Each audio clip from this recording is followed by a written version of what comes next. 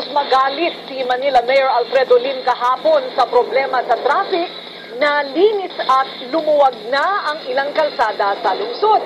Pero sa ilang lugar ay tila hindi natinag ang mga vendor at ilang driver ng jeep at pedicab na lantaran pa rin ang paglabag sa batas trapiko doon.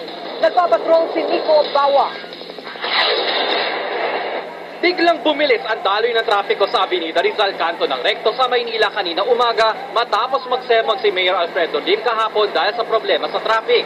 Pati ang kadalasang barado na Jose Santos Avenue sa Divisoria lumuwag na matapos paalisin ang mga vendo. Sana ganyan araw-araw para maganda. Medyo may problema sir ngayon lang, pero pagdating ng umaga, grabe traffic. Pero sa tapat ng City Hall, hindi pa rin maayos ang traffic. Sa Moraita, double parking naman ang problema. Sa Dapitan, nakahara ang mga vendor kahit may enforcer.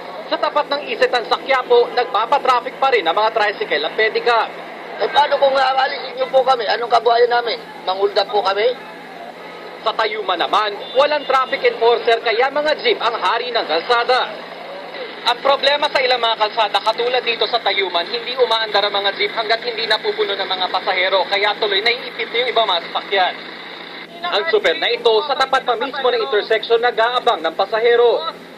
Bakit tayo niyo umandar? Kumuha kayo ng pasahero sa gitna. Hindi pwedeng open on yan. Kailangan permanent. Doon nga nagagalit yung mga tao. Lilinisin ngayon. After 2 or 3 days, balik na naman sa dati. Kasabay nito, patuloy pa rin daw magmomonitor si Lim sa Twitter at Facebook sa mga sumbong sa trapiko. Nico Bawa, Patrol ng Pilipino.